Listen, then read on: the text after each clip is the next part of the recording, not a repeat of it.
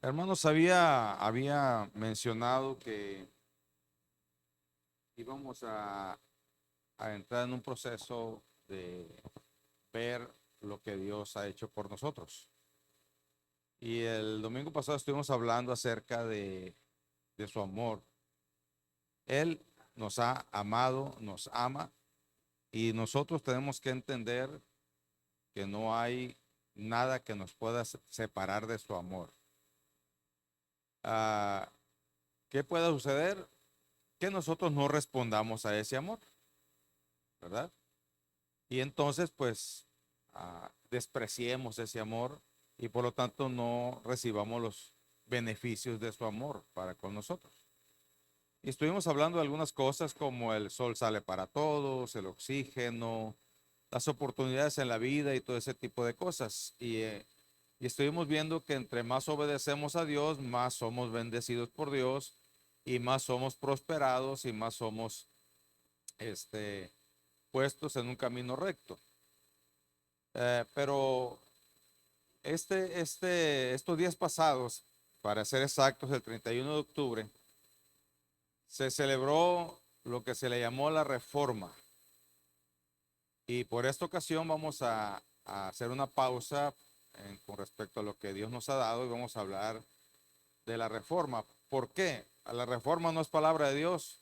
Ah, claro que sí es palabra de Dios,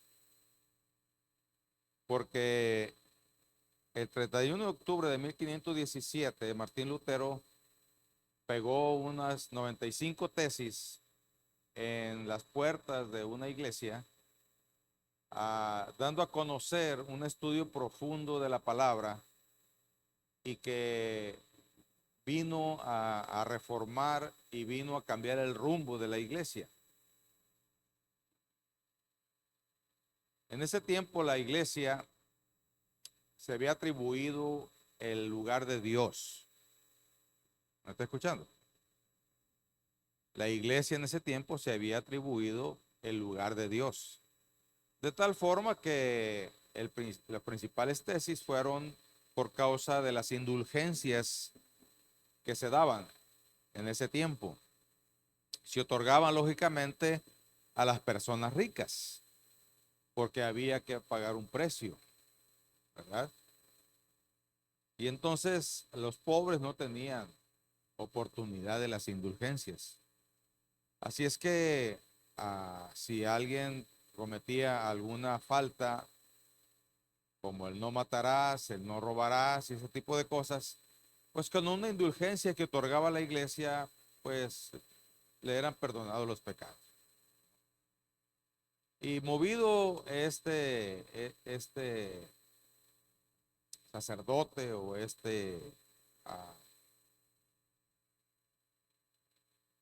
encargado de una iglesia, movido de esa situación, pues él se mete profundamente en un estudio bíblico y saca estas 95 tesis que prácticamente hablan de cómo uh, se podía volver a lo original que Jesucristo y su palabra habían establecido. No queremos hablar nosotros de ninguna religión en específico, ¿verdad? Ni queremos nosotros hablar mal de nadie, sino solamente estoy hablando de un acto histórico, ¿sí? Este acto histórico que lo provocó Martín Lutero, clavando 95 tesis en las puertas de la Catedral del Palacio de Wittenberg. Estas declaraban volver a las escrituras teniendo a Dios como centro. De aquí surgieron o daban como resultado 5 temas muy importantes. De las 95 tesis salen 5 temas muy importantes. Que ahí en esas tesis se establecieron que la escritura era la única palabra de Dios con autoridad para ordenar y para tener un estilo de vida. Número 2, que solamente por la fe podíamos tener salvación y vida eterna. Número 3, que lo que recibimos de Dios es por gracia. Nadie nos los puede otorgar, nadie lo puede comprar, sino lo recibimos por gracia, o sea, por un regalo. La gracia es un regalo. ¿Okay? Número 4, que solamente por medio de Jesucristo se podía llegar a este regalo. Y número 5, que solamente Dios merecía toda la gloria, toda la honra y toda la alabanza. Así es que cuando Martín Lutero clavó estas 95 tesis en las puertas del palacio,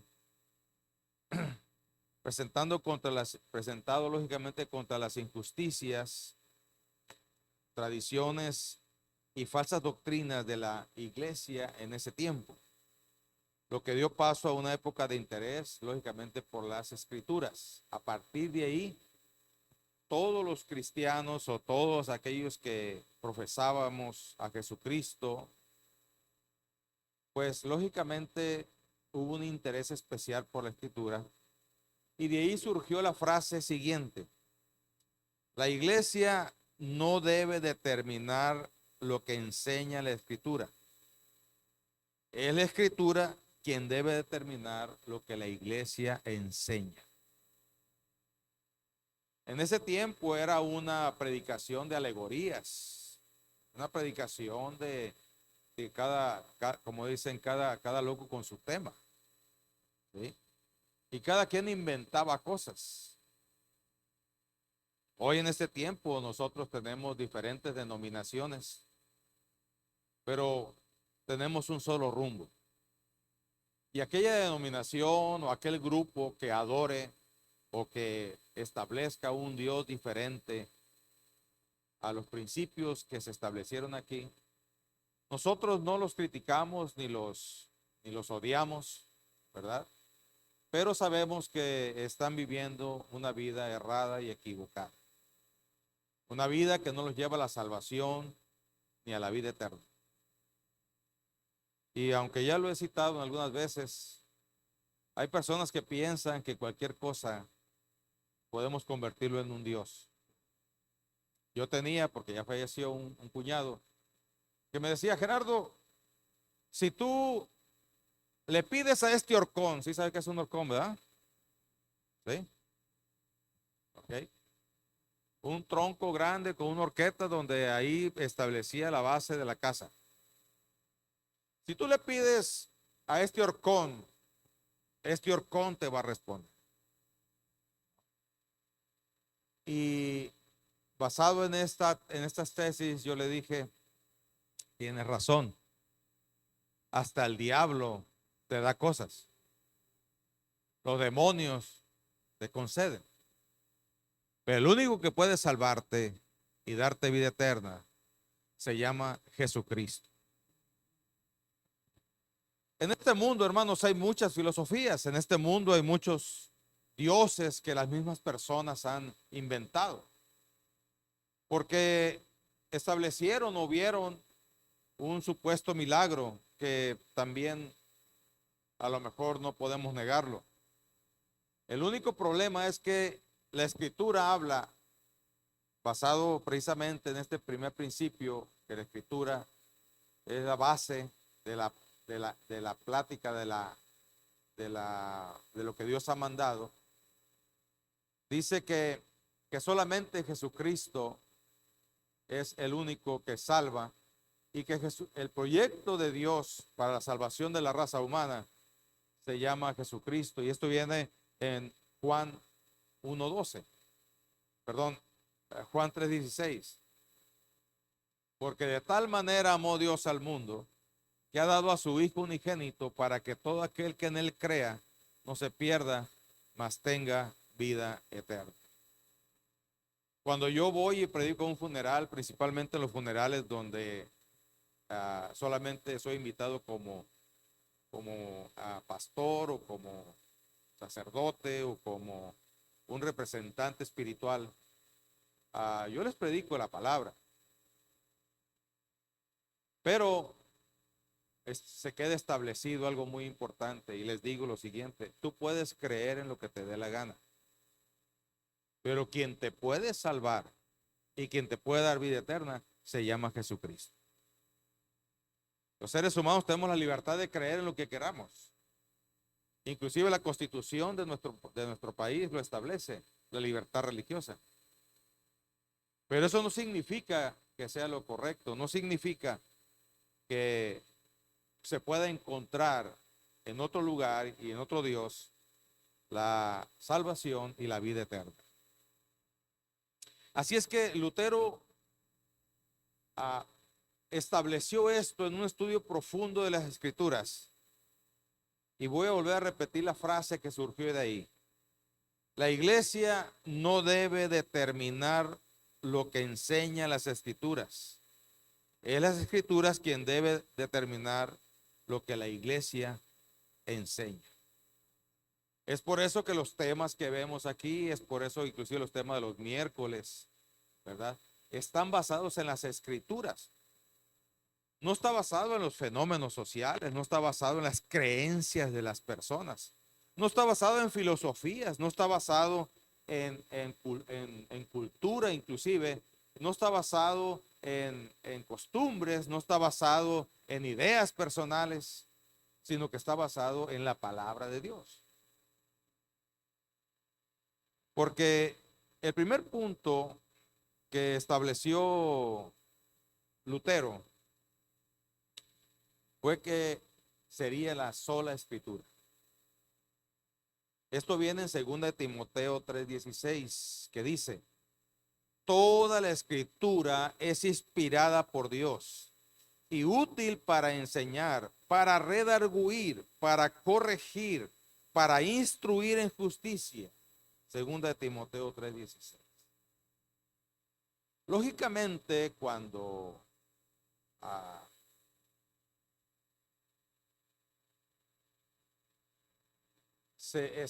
Pablo establece este paradigma o este principio, se está refiriendo al Antiguo Testamento, o lo que los judíos le llaman la Torah o la Torá. Gracias, hermano. Esto significa que como que queda el Nuevo Testamento medio ambulante en el tiempo en que Pablo escribió a Timoteo, en 1 Timoteo capítulo 5 también, no recuerdo bien el versículo, si es 8 o 16, habla y hace referencia a Lucas, y hace referencia también al libro de Hechos. Entonces, ya en ese tiempo que Pablo está escribiendo esta carta a la segunda carta a Timoteo, en la primera carta hace referencia ya a las escrituras, que es el Evangelio de Lucas y el libro de Hechos. O sea que el Nuevo Testamento ya había recorrido las iglesias y ya se estaba tomando como la escritura, como la palabra de Dios fiel. La palabra de Dios, hermanos, es la Biblia. Y se estableció, inclusive nuestro legado o nuestra doctrina está basada en el Nuevo Testamento. La palabra de Dios es toda la Biblia. Nuestra doctrina inicia: creemos en la inspiración verbal de las Escrituras o de la Biblia, tomando en cuenta que nosotros reconocemos el Antiguo Testamento y el Nuevo Testamento como palabra de Dios, pero que tenemos nosotros como regla de vida el Nuevo Testamento. Y eso se estableció desde esta fecha, hermanos, de la Reforma, que se estableció como la única regla de fe y de conducta. Fíjese bien, aparte que es autoritaria, suficiente, clara y necesaria. Autoritaria porque es la palabra absoluta de Dios. Yo he platicado o he predicado acerca de esto y hemos hablado de un, de una, de una forma de pensar absoluta, que es la palabra de Dios o la palabra de Dios, una verdad absoluta, y que nosotros los seres humanos manejamos una verdad relativa. ¿Relativa a qué? A nuestra experiencia, relativa a nuestros acontecimientos, a lo que nos edificó, a lo que nos traumó, ¿verdad? Y entonces tenemos un cierto criterio que es nuestra propia verdad personal. Es por eso que a veces se acaloran las pláticas o las discusiones, porque cada quien toma su verdad personal. Por eso inclusive en los matrimonios hay conflictos, porque cada quien tiene su razón, ¿verdad? Y es verdad, cada quien tiene su razón, porque cada quien lo ve de acuerdo a su forma de pensar o su forma de sentir. Pero la palabra de Dios es la verdad absoluta, que no está basada en nuestra historia, ni en nuestros traumas, ni en nuestras ideas, ni en nuestras costumbres, sino que está basada en la ordenanza que Dios ha dado, que Él fue el que nos crió, el fabricante, y prácticamente es el manual del fabricante. Y lo podemos ver durante toda la historia del ser humano, que la Biblia o la palabra de Dios se ha cumplido, y cada uno de los seres humanos que integran la verdad absoluta, que es la palabra de Dios a su vida, entonces encuentran la verdadera felicidad y la verdadera vida. Porque la paz interna, hermano, solamente se puede conseguir cuando nosotros descubrimos la verdad absoluta en la palabra de Dios. La paz interna no existe. Hay mucha gente que se anda desbaratando creyendo que su paz y su alegría lo puede conseguir por medio de las cosas de este mundo. Hermano, puedes comprar un carro nuevo, pero ¿cuánto te dura el gusto? Un rato. ¿Sí? Puedes comprar una casa nueva y si andas muy emocionado y muy emocionada, ¿no? ¿No? Y así y allá. Pero al rato ya le quieres cambiar de color porque ya no te gustó. ¿Sí? Entonces, la verdad absoluta, hermanos, tiene que ver con lo que el ser humano necesita, y la verdad relativa es la que nosotros manejamos. Y precisamente de esto hablaba Lutero, que hay una verdad absoluta que todo ser humano debe obedecer, y que los seres humanos no podemos ni debemos a establecer como palabra de Dios algo que nosotros sentimos o queremos. Dicho de otra forma, la misma escritura lo menciona. La escritura solamente en sí misma se interpreta. ¿Ok? Cuando nosotros tenemos una idea clara de la mayoría de las escrituras, podemos entender más porque podemos interpretar mejor las cosas. Pero si ignoramos las escrituras, pues no le encontramos pies ni cabeza y nuestra vida es un desorden. ¿Por qué? Porque no tenemos la idea de cómo hacer las cosas, ni tenemos la idea de que conocemos la verdad absoluta. Es por eso que a partir de este acontecimiento, la escritura tomó una parte importante en el ser humano para poder conocer lo que Dios nos ha legado. Entonces, es autoritaria, vuelvo a repetir, porque no acepta criterios personales. Es por eso que a través de los años se ha establecido algunas reglas para ayudarnos a nosotros a descubrir la verdad absoluta. Una de las técnicas se llama hermenéutica. La hermenéutica habla de cómo nosotros podemos leer la Biblia y los diferentes estilos y diferentes, ¿cómo se le podría llamar? Me fue la palabra ahorita. Las diferentes figuras que la Biblia habla. Porque hay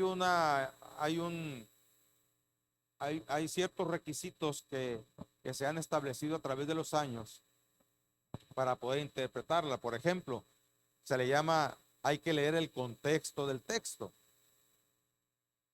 Y hay dichos inclusive que han salido porque hay personas que agarran un texto de puro pretexto. ¿Sí? Entonces, si es un texto que lo usamos de pretexto, como me dijo una vez una hermana, ¿verdad?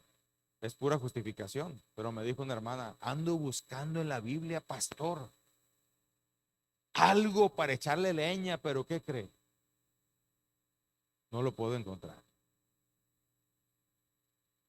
Porque cuando alguien estudia la escritura, pueden con verdadero sentido, puede encontrar la verdad. Por eso nuestra doctrina dice, creemos en la inspiración verbal, Biblia, con su correcta interpretación. La segunda técnica que se ha pulido últimamente o desde hace muchos años, pero que ha tomado más auge, se llama exégesis.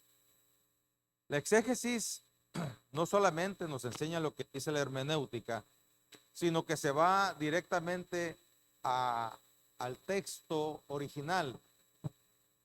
La Biblia se escribió en el Antiguo y en el Antiguo Testamento en hebreo y arameo. En el Nuevo Testamento se escribió algunas partes en hebreo y en otras partes en griego. Después en el año 70, perdón, otros años después que la Biblia se había integrado ya, se buscó 70 rabinos, 70 judíos, especialistas en las escrituras, y empezaron a transcribir ¿cómo se llama?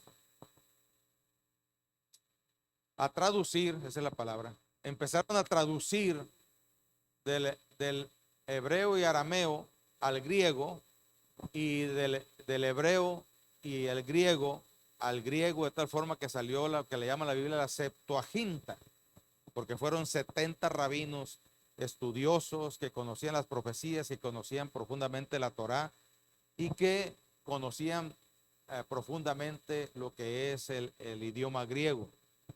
Y el idioma con que se escribió esa Septuaginta se llama el griego koiné.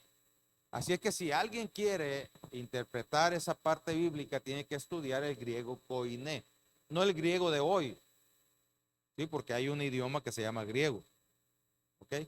Pero el griego de hoy ha habido algunos cambios en su estructura y en su forma de escribir y leer.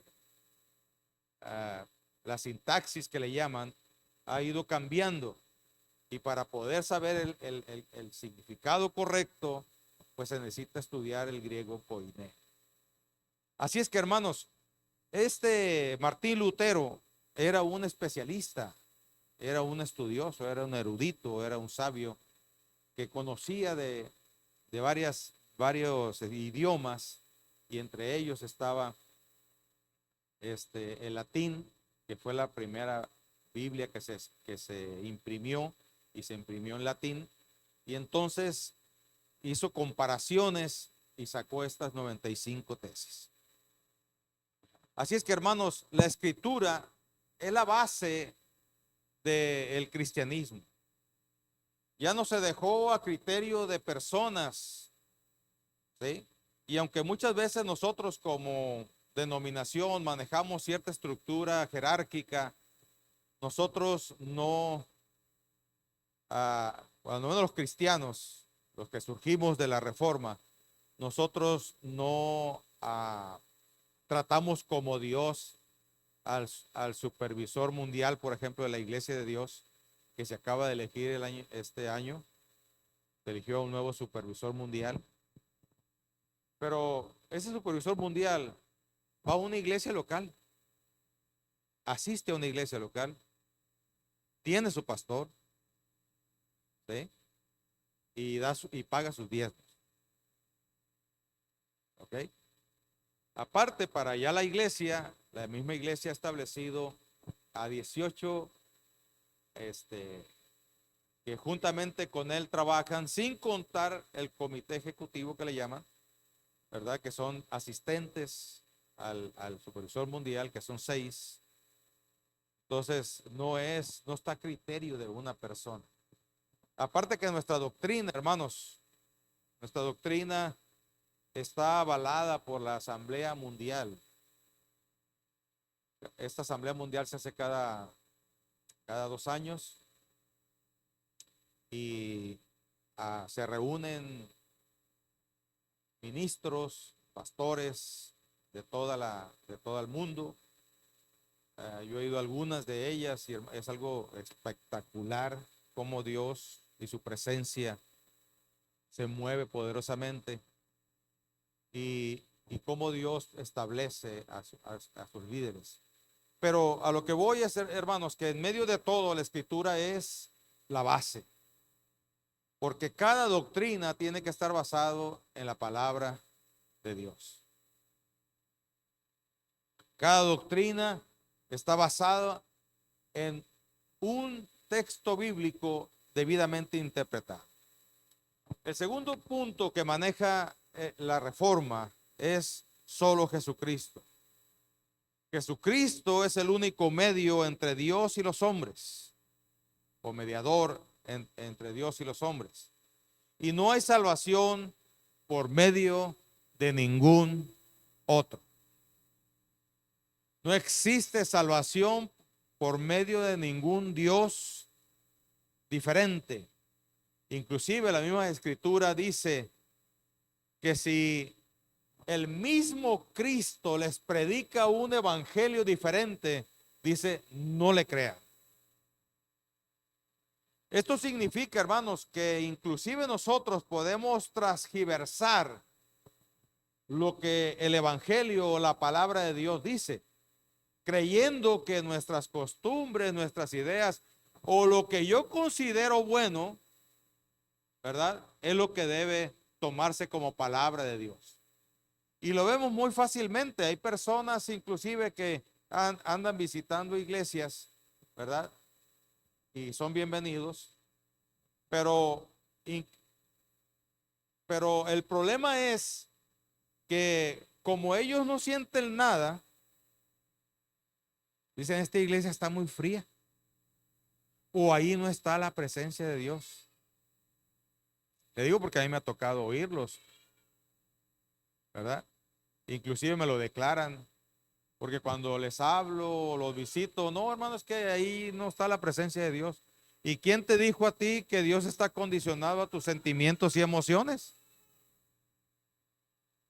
Cuando nosotros no tenemos una idea clara de lo que es el atributo de Dios, de la omnipresencia de Dios, y principalmente de una doctrina bien clara de la Escritura, que dice que cuando yo acepto a Jesucristo y soy perdonado de mis pecados, el mismo Espíritu Santo, la misma presencia de Dios, es la que viene a mi vida y vive en mi vida, vive dentro de mí. Y vive dentro de mí no porque soy perfecto, y vive dentro de mí no porque soy sabio o porque oro 5 o 6 horas diarias. Vive dentro de mí por su obra en la cruz del Calvario, que es el que nos ha limpiado de nuestros pecados y nos presenta limpios delante de Dios. Y Él está esperando que nosotros seamos obedientes a su palabra, que dice, sed santos porque yo soy santo. Buscad la santidad, porque sin la cual nadie verá al Señor. Así es que, hermanos, la obra de Cristo se constituye en muchas facetas. nos justifica, nos perdona, nos justifica, nos regenera, nos santifica, nos dirige. Esto significa, hermanos, que el único que puede provocar esto se llama la obra de Cristo en nosotros, el sacrificio de Cristo.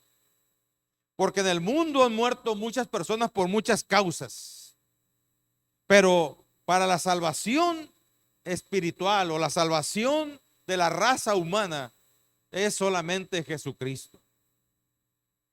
En esos tiempos en que Jesús nace y sale su ministerio, uno de los problemas que los judíos tenían era que muchos se habían levantado y se habían autonombrado Mesías. Mesías es el que la profecía hablaba de que iba a haber un libertador. Y ellos tenían más de 700 años esperando a ese Mesías. Y en ese transcurso se habían levantado muchos Mesías. Y como dijeron, y lo dice el libro de Hechos, ¿verdad? Mataban al líder y se acababa el movimiento.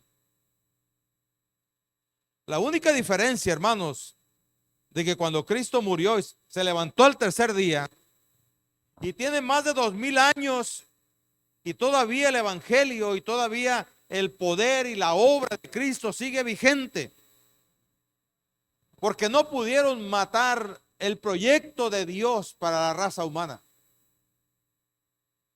Y Dios, hermanos, o Jesucristo, ha sido dado para que nosotros tengamos salvación. Y aquí te digo lo que le digo siempre a las personas: tú puedes creer en lo que te dé la gana. Es más, puedes creer en no creer en nada, pero no tienes salvación ahí.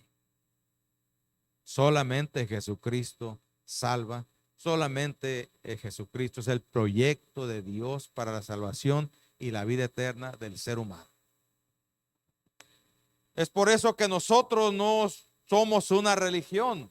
Nosotros seguimos, o somos un grupo que seguimos a Dios y su palabra. Seguimos a Jesucristo y su palabra.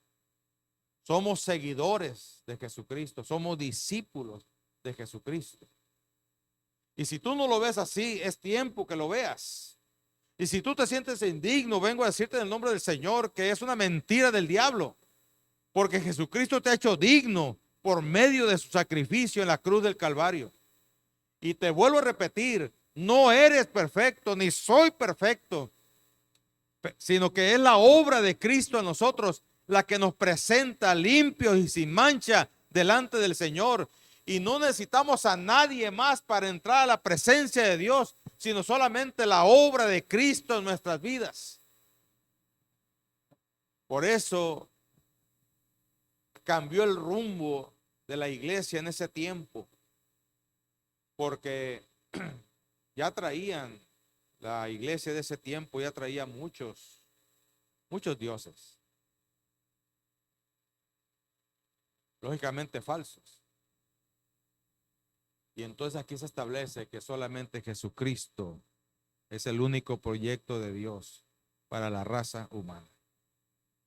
También se abrió y se puso en esas 95 tesis que la justificación es solo por la fe en Jesucristo.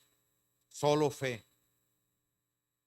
Sin fe, dice Romanos capítulo 5, sin fe es imposible agradar a Dios. Y no estamos hablando, hermanos, de que tienes que tener una fe terrible, sino que estamos hablando que la fe tiene que estar basada en Jesucristo. Y hay muchos niveles de fe. La Escritura lo dice. Cuando la Escritura habla de los dones espirituales o los dones vocacionales o los dones ministeriales, habla de diferentes niveles de fe. Porque de acuerdo a nuestra fe es de acuerdo a cómo nos disponemos nosotros para que Dios nos use. Pero si no tienes fe y quieres que Dios te use, hermano, hermana, no es que Dios no te quiera. Es que tú no estás en disposición ni en el nivel que se necesita para manejar ciertos dones. Ahora, como decía, hay dones de vocación, hay dones espirituales y dones ministeriales. Y cada uno de ellos está en su nivel. Pero los más espectaculares son los que más nos gustan, ¿verdad? El don de milagros, por ejemplo. El don de sanidades. Pero esos dones, hermanos, siguen siendo de Dios. Lo que necesita es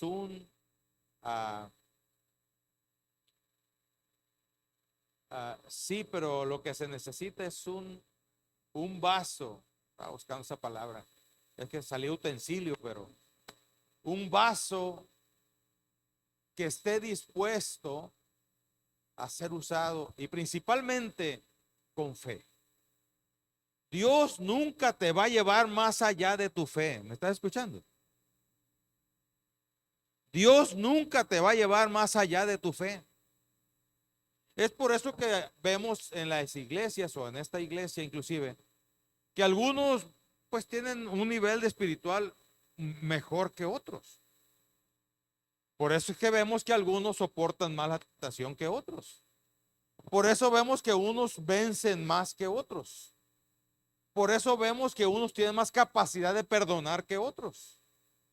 Por eso vemos que Dios se mueve en sus vidas mucho más en unos que otros. Y no es que Dios se discrimine, y no es que Dios nos tenga odio o esté enojado con nosotros como alguna gente lo maneja, sino que no hace excepción de personas y tampoco, hermanos, tiene preferidos. Todos somos preferidos de Dios. Lo que se necesita de Dios es un vaso disponible. Es un vaso que entienda y quiera ser usado por Dios. Pero si tú quieres seguir haciendo lo que te da la gana, no es la forma. Precisamente se establece aquí que tenemos que vivir de acuerdo a la Escritura y que el único que nos puede liberar de nuestro pecado se llama Jesucristo y que se necesita fe para poder que el poder de Dios se manifieste en nuestras vidas.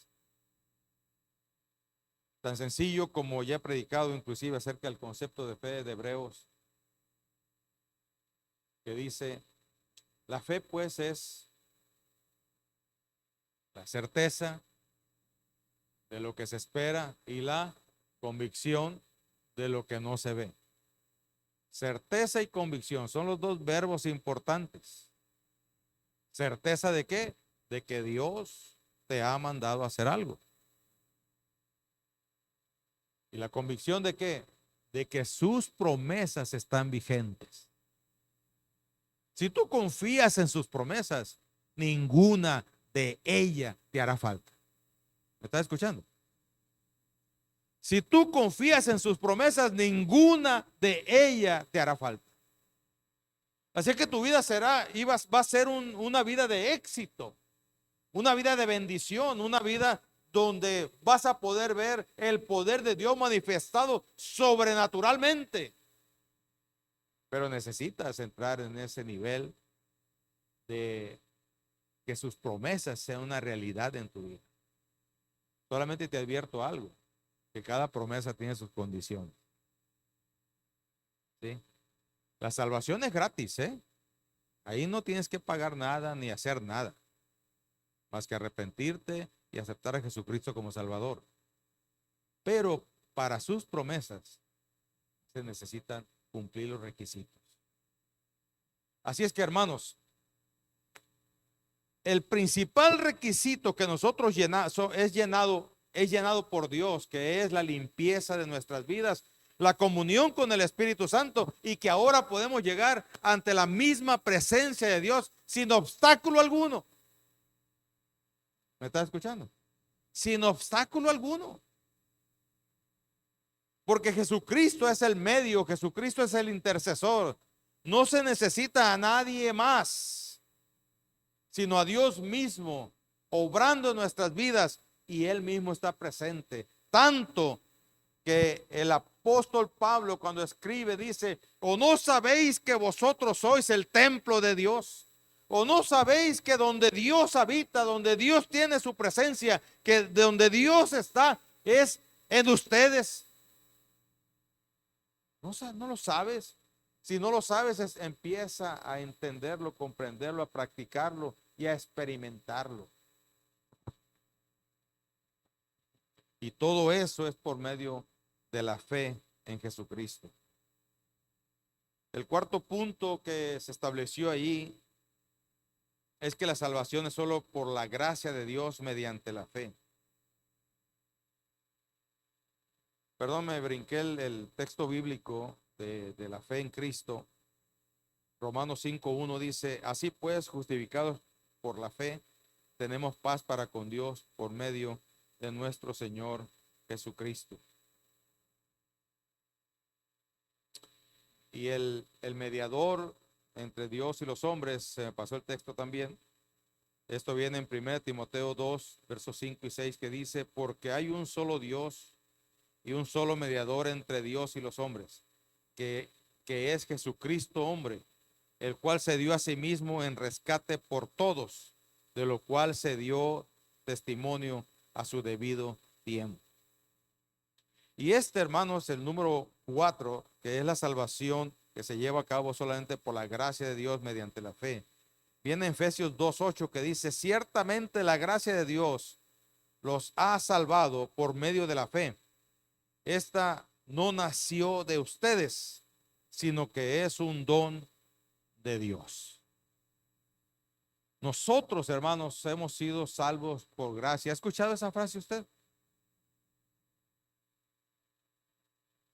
La obra de Cristo, el despojarse de ser Dios, el venir a nacer en este mundo, tomar una figura poco menor que los ángeles, venir y batallar con esta carne o con este cuerpo, estando limitado, habiendo tenido todo el poderío, autoridad y forma de poderse mover y estar en cualquier lugar que él quisiera.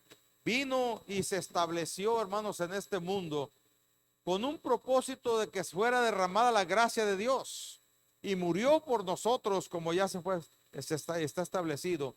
Pero todo fue por gracia, fue por un regalo que Dios nos quiso dar, basado en su amor por nosotros.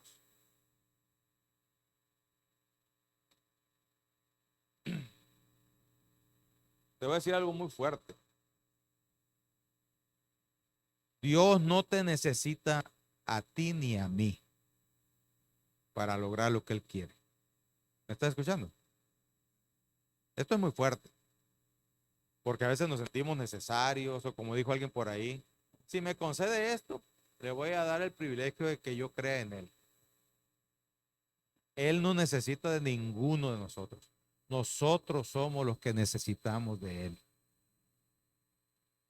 Y ese es el punto principal, entender que Jesucristo o Dios entendía este punto y que por amor derramó su gracia, su regalo para con nosotros, para que por medio de Jesucristo tuviésemos salvación y vida eterna. La gracia de Dios es la única que pudo mover a Dios. Ese amor movió la gracia y ese regalo se dio a los seres humanos. Y ese regalo a veces lo despreciamos nosotros, hermanos.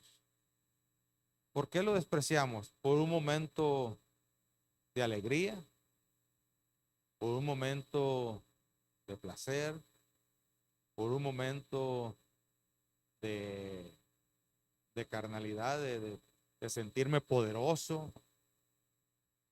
Les digo esto porque sucede en todos los lugares. Hay personas, hermanos, que no se les puede dar un lugar en ningún lado porque pierden el piso. Es increíble. Pierden todo. Vemos a personas humildes, sencillas, que dice uno, wow, cómo admiro uno a esta persona. Pero le dan un lugarcito en algún lugar y sálvese quien pueda. Es increíble cómo el ser humano tiene esa capacidad de sentir esa fuerza. Y a veces nosotros, hermanos, por algo así, despreciamos ese regalo. A veces por un momento de coraje.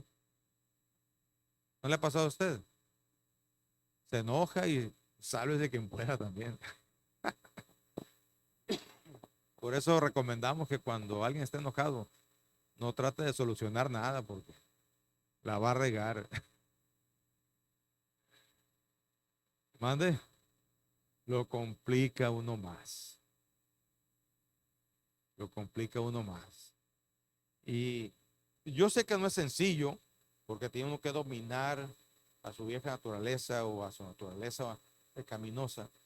La tiene uno que dominar y a veces eso cuesta mucho. Y a veces no estamos dispuestos a pagar el precio y es entonces donde despreciamos la gracia de Dios.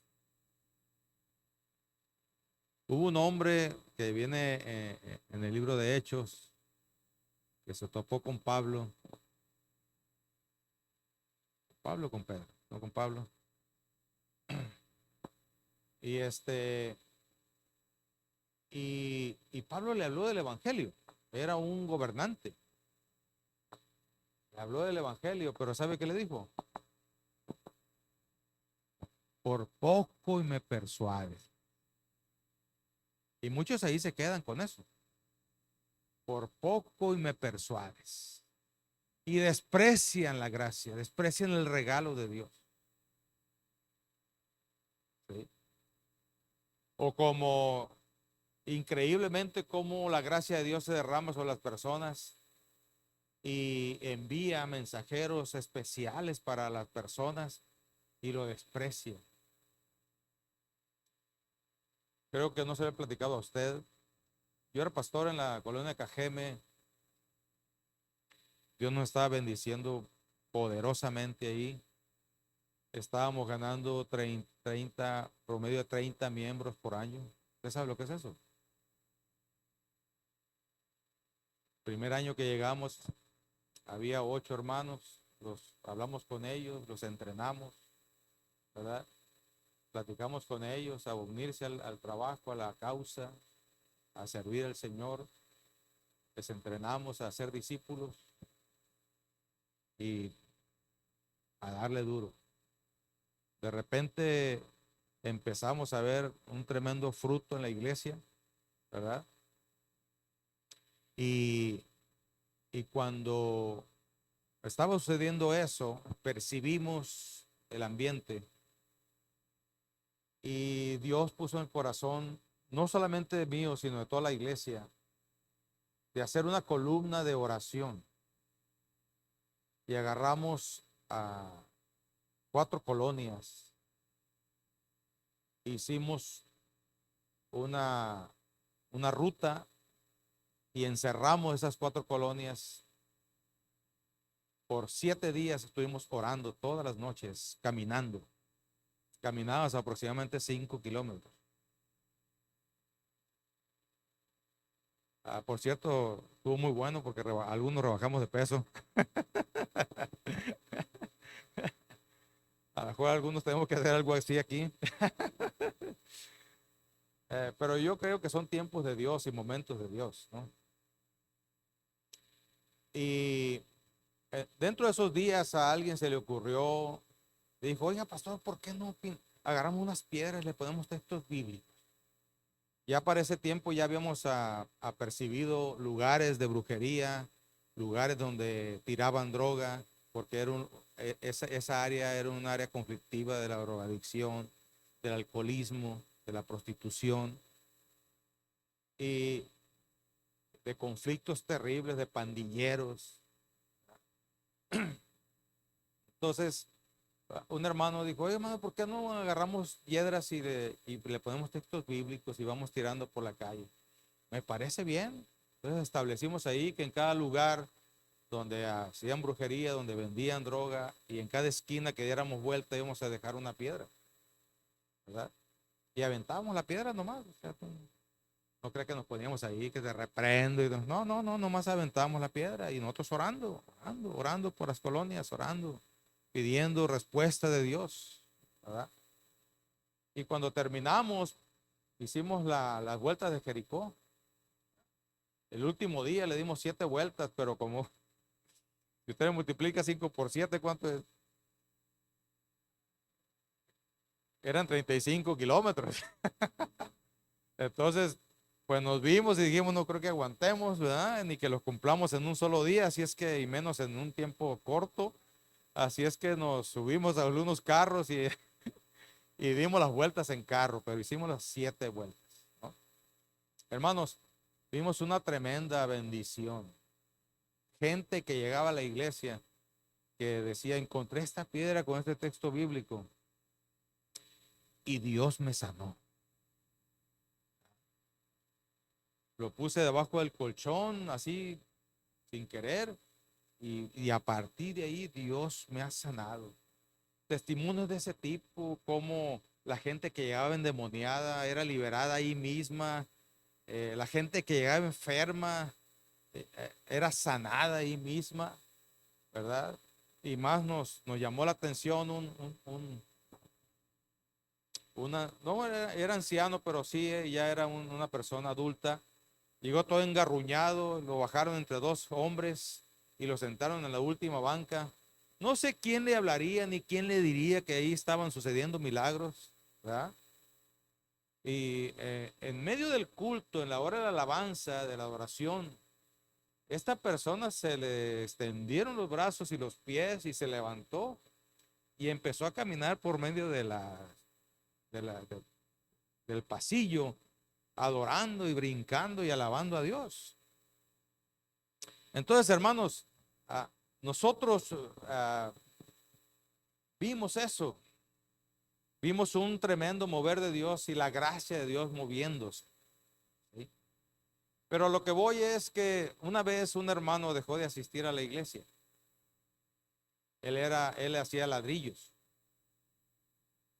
Lógicamente uno tenía que ir al monte allá, ¿verdad? Tenía que ir al monte y allí a Dios puso en mi corazón ir a buscarlo y fui y lo busqué. Y lo encontré, le dije, hermano, Dios le bendiga, ¿cómo ha estado? No, pues aquí trabajando, hermano, fíjese, y empezó a justificarse, ¿verdad? No he podido ir al culto porque he tenido mucho trabajo y que no sé qué. Y estaba platicando con él cuando sentí que alguien vino, ¿verdad? Y entonces Dios me movió a platicar con él. Y lo vi yo ahí y empecé a platicar con él. Y le hablé del evangelio. Y en el momento que le dije, si tú quieres ser hijo de Dios, necesitas aceptar a Jesucristo, creer en Él y tienes que hacer una oración. ¿Te gustaría hacer esa oración? ¿Y qué creen que me dijo? No. Ah, le digo, escúchame bien, Dios me ha enviado desde lejos para venir a que yo te hablara. No, pastor, es que yo soy muy malo, yo he pecado tanto que no importa qué tipo de pecados hayas tenido, Dios viene a decirte por medio de mí que te perdona. Si tú mataste a alguien, no importa qué es lo que hayas hecho, Él te perdona. Y se aferró a que no, y a que no, y a que no, después de estar media hora ahí rogándole. Dios rogándole por medio de uno. Dijo, y yo creo que se enfadó. Y dijo, a la otra que vuelva, pastor. Ahorita no. Bueno, ok, está bien. Hermano Ramón, ¿cómo la ve? Ah, ya dije el nombre, ¿no? Del que fui a buscar. Hermano, ¿cómo la ve? Déjese de cosas. Usted tiene que ir a la iglesia, tiene que dedicarle un día. Tiene 7 días a la semana. Dedíquele uno al Señor. Está bien que no vaya a la reunión de varones. Está bien que no vaya a la escuela dominical. Lo que usted quiera, pero dedíquele un día. Usted necesita un toque de Dios en su vida, cuando menos una vez a la semana. Déjese de mentiras y déjese de cosas. Ok, pastor, está bien. No recuerdo el día en que fui, pero el domingo que el hermano fue a la iglesia, llegó con una nueva. una noticia. ¿Qué cree que pasó, hermano? ¿Se acuerda del hombre que usted le estuvo hablando? ¿Se acuerda de aquella persona que usted estuvo insistiendo de parte de Dios para la gracia de Dios en su vida y que se...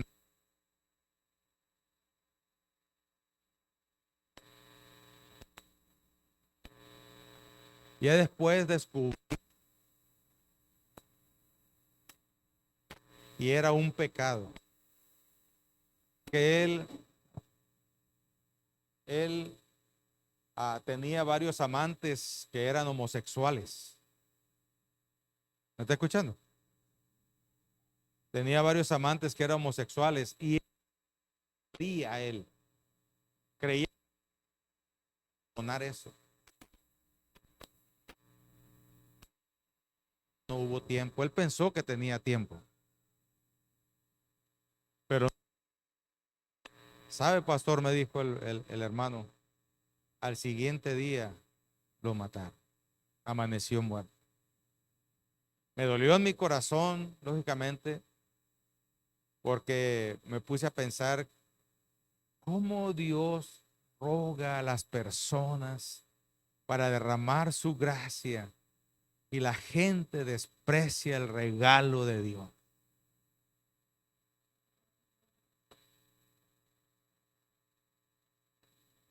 Muchas personas, hermanos, en este mundo desprecian ese regalo.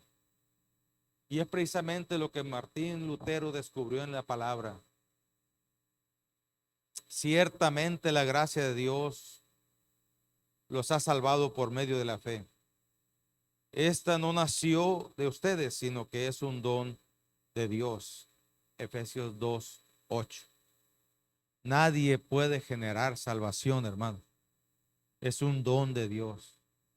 Y si tú vienes a este lugar y escuchas palabra de Dios, es Dios rogándote a ti, hermano. Es Dios revelando su voluntad, es Dios hablándote, es Dios diciéndote qué es lo que Él desea de ti. El asunto es, ¿aceptas ese regalo o lo desprecias? El último punto que Martín Lutero descubrió en la Escritura es que toda la gloria es solo para Dios. Nadie más merece la gloria. Sabemos que reconocemos cómo Dios usa a algunas personas, sabemos que reconocemos la calidad de vida de una persona, reconocemos la integridad, reconocemos cómo Dios usa a las personas, reconocemos cómo Dios ha trabajado en una persona, ¿sí? Pero nadie merece la gloria, sino solamente Dios. Por esto aquellos que si alguien nos salude por alguna causa, siempre referimos la gloria sea para Dios. Porque en el momento en que uno toma esa gloria, estamos usurpando un lugar. Porque todo lo hacemos para Él y por medio de Él. Y si logramos algo, si algo de intelecto tenemos, si algún don desarrollamos, si alguna vocación tenemos, es porque Dios lo ha permitido en nosotros. Por lo tanto, Él merece toda la gloria y toda la honra. Aleluya. Dice Romanos 11:36, ciertamente todas las cosas son de Él, y por Él y para Él. A Él sea la gloria por siempre. Amén.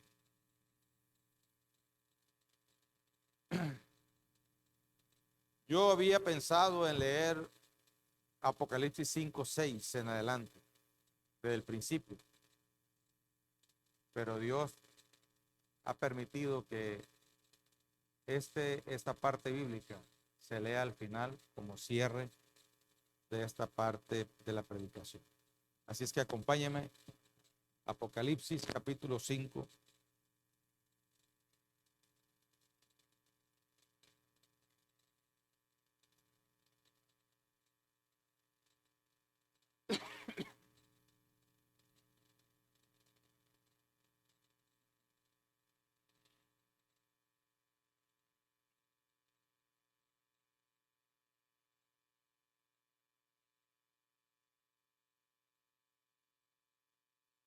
Y vamos a leer algunos versículos hasta el 14.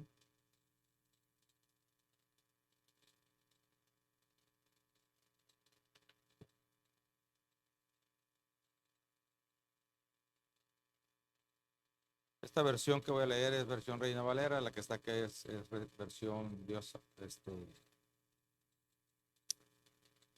nueva versión internacional.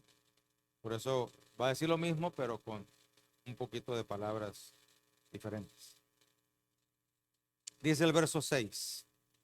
Y miré y vi que en medio del trono y de los 4 seres vivientes y en medio de los ancianos estaba en pie un cordero como inmolado, que tenía 7 cuernos y 7 ojos, los cuales son los 7 espíritus de Dios enviados por toda la tierra. Y vino y tomó el libro en la mano derecha del que estaba sentado en el trono. Y cuando hubo tomado el libro, los 4 seres vivientes y los 24 ancianos se postraron delante de él, del cordero.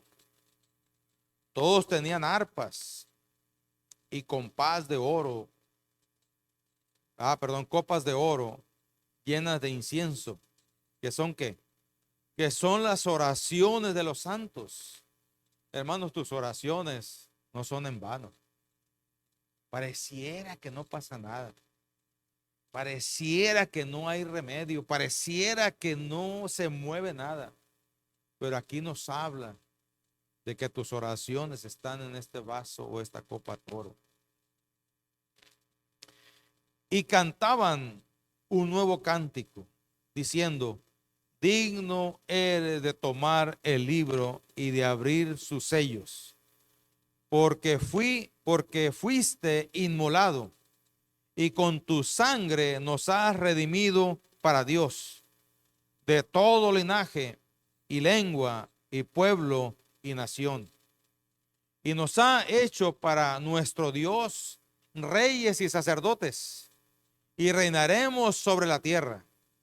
Y miré y oí la voz de muchos ángeles alrededor del trono, y de los seres vivientes y de los ancianos, y su número era millones de millones, que decían a gran voz: el cordero que fue inmolado es digno de tomar el poder, las riquezas, la sabiduría, la fortaleza, la honra, la gloria y la alabanza.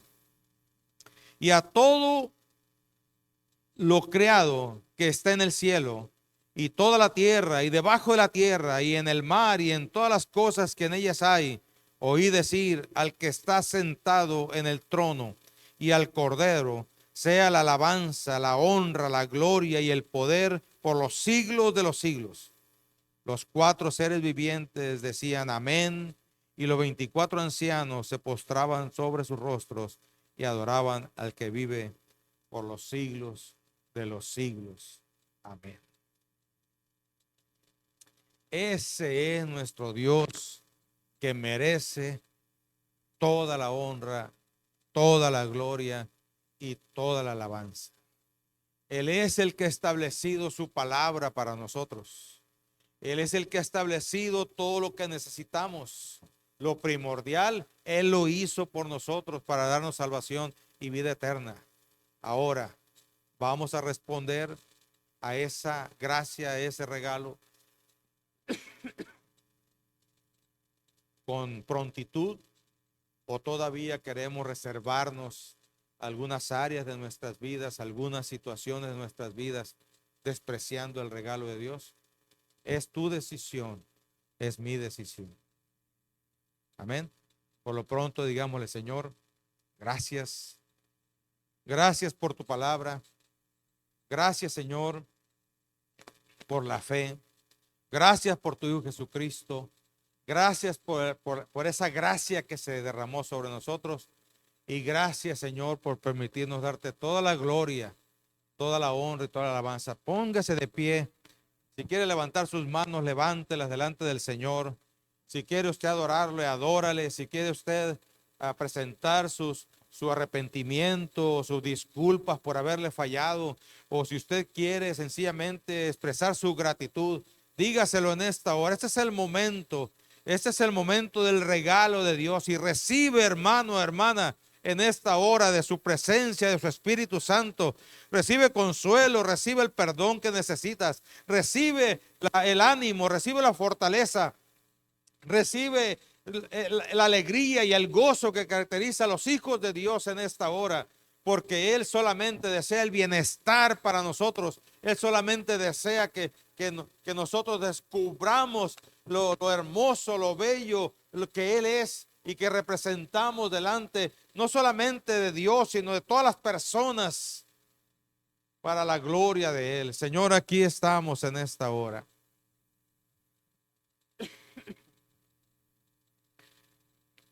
En el nombre de Jesús. Vamos a pedir a nuestro hermano Isaac que busque reyes y sacerdotes para cantarlo al final. Señor, en el nombre de Jesús, Padre, aquí estamos. Agradecemos primeramente tu palabra, Señor. Gracias por la fe que has derramado en nuestras vidas. Gracias por tu Hijo Jesucristo, Señor. Gracias por tu gracia, y gracias, Señor, porque podemos reconocerte en medio de todas las cosas a ti, Señor. Es por eso que